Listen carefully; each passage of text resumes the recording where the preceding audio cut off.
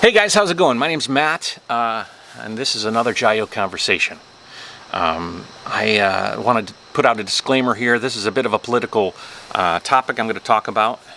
Particularly, I'm going to try to discuss why I think Biden is better than Donald Trump in the upcoming elections. If you're still on the fence, holy moly, and if you're still a Donald Trump fan, I apologize, but I don't understand. I'm try to understand as much as I can different people and different points of view, but I think Donald Trump is an existential threat to not only the United States but the world for many reasons. I'm not a big fan of Biden, who is his competitor, but I want to offer you an opportunity to think a bit on my side if you are on the side of Trump, and maybe I can give you a little bit of insight into why I think Biden's a better choice in this election, and maybe it'll help you understand. To give you a little background, my name's Matt. I live in China. This is actually behind me, beautiful bamboo forests. I'm in a beautiful resort, actually, called Chedi, in an area near Ningbo called Ninghai. Actually, it's a sub-district of Ningbo. So I have a little bit of experience outside of America. I've been living here for over a decade, and I have an experience growing up and living in the United States. While I was in the United States, one of the things I enjoyed doing was reading motivational books. I studied Brian Tracy, Robert Kiyosaki. I went to Dale Carnegie courses. I was constantly trying to better myself and learn how to be a bit of a better person, a better entrepreneur. And in doing so, I read a book called Think and Grow Rich. And Think and Grow Rich, there's a section in it that really illuminates why I think Biden is a better choice than Donald Trump. And it has to do with Henry Ford. Holy moly, there are some bugs in here that are just biting me. Henry Ford, basically the inventor of the assembly line, around World War I, was chastised in a newspaper from Chicago. They called him an ignorant pacifist and said that for the amount of power he wields in his company, which was at the time the largest automotive company in the world, it was argued that he shouldn't have that much power. And that he's not as smart because he isn't, I think he didn't have the college degree that this newspaper thought was necessary in order to manage such a large company. And they wrote this article, and Henry Ford didn't like it. He felt like it was slanderous. So he took that newspaper to court. And he argued that he was, in fact, worthy to run his company, Ford, and his lack of book smarts was not a deterrent factor. So basically, the prosecutor goes up to him and asks him something about the timing of one of the Model Ts that he had coming off the line, and said, what is the electronic timing of this motor? If you don't know this, you don't know the fundamentals on how your engine runs, how are you going to run this huge Ford Motor Company? And Henry Ford, who is questioned, oh, jeez Louise. So Henry Ford, on the stand, says the following: "If I should really want to answer the foolish question you have just asked, or any of the other questions you have been asking me, let me remind you that I have a row of electric push buttons on my desk, and by pushing the right button, I can summon to my aid men who can answer any question I desire concerning the business to which I am devoting most of my efforts. Now, will you kindly tell me, why should I clutter up my mind with general knowledge for the purpose of being able to answer questions when I have men around me who can supply me any knowledge I require?"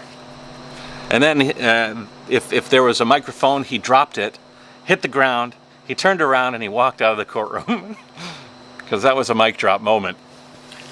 And it was a very teaching moment for me, especially, I never found myself much of a school kind of guy. I have trouble, I think I have a bit of a issue with focus, and I never quite was able to sit at a desk for long.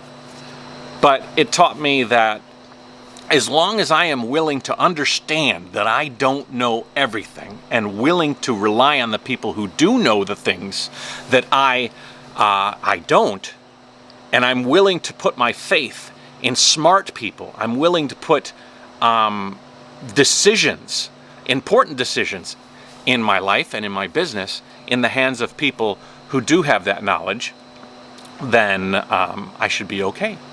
And relying on smart people to fill in the gaps in your knowledge is a very important thing. I'm going to stand up there. There are some mosquitoes, and they are biting the crap out of my ankles. We're going to walk around a little bit. The mosquitoes are killing me. Anyways, I started thinking about that today. Why did I start thinking about that story today? Well, first of all, it's a great story. It's good to reflect on stories of import that kind of guide your principles, because you constantly need to look back on things to make sure that you're giving yourself a bit of a self-audit, to make sure that you're either not getting too pompous, too confident, and that you understand that you don't know everything. And it's important to know that, because when somebody comes to you with a problem that maybe you don't know, the worst thing you can do is think that you're too smart and provide an answer that ends up putting somebody in danger because you're ignorant to something. Donald Trump has had the virus for about a week today, depending on when we know he tested positive from testing negative. And we don't know that now because he's holding that information a bit close and not letting us know. I just read an article that was saying that Donald Trump thinks he's not infected. He thinks that the treatment that he has, which is therapeutic, mind you, experimentally therapeutic, not a cure, is a cure. And once again, he has bucked the science. He has decided on his own accord that he is right on his own care. He's not putting any credence to the people taking care of him, and instead he is pushing through this idea that I know better than anybody, and he's making decisions and putting out statements in public that are calling things that are a therapeutic a cure. He's saying that he's fine and he needs to get back on the campaign trail. And this is wrong. This is not information that was based on the words of a doctor or a scientist or anybody. This is a politician who is an ex-reality show host who in many ways you could argue is still a reality show host, because it seems like this government is run more like a reality show than a competent government. Why do I bring the button thing up? Because a lot of people say, well, Biden doesn't seem to have his wits together either. He's an old fella. He's going to be one of our oldest presidents. I think the oldest president that we'll have if he does win. But Biden is going to act a lot more like Henry Ford. He's going to defer answers to important questions to the people that know more than him, and understandably know more than him. Donald Trump has sycophants around him who he has fired so many times that he's been able to curate a group of people that agree with him on every issue. And in a lot of cases, they may not agree, but you'll never know because he never asked them.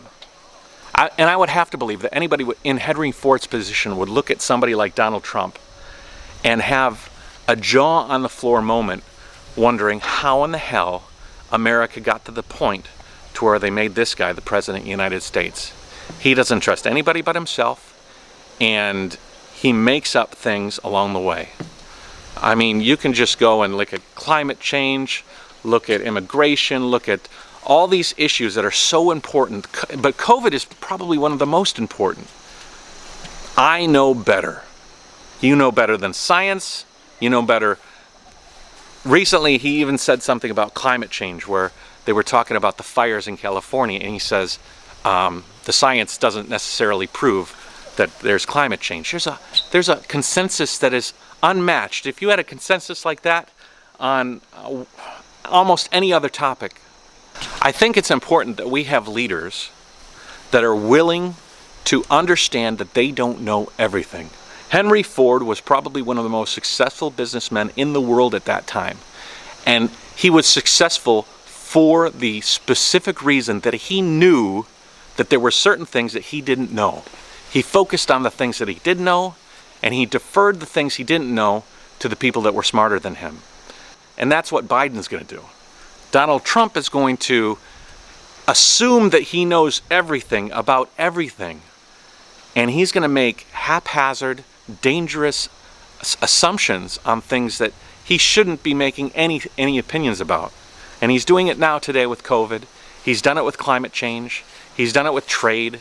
He's done it with a number of different things, where he just flies by the seat of his pants, makes things up, and when he tells the whole world something, there's a lot of people out there that'll be gullible and eat it all up, and he's going to do some real damage to the country. So I hope that if you haven't voted already, you take that into consideration and you realize that although Biden isn't a perfect person, he's certainly not my first choice.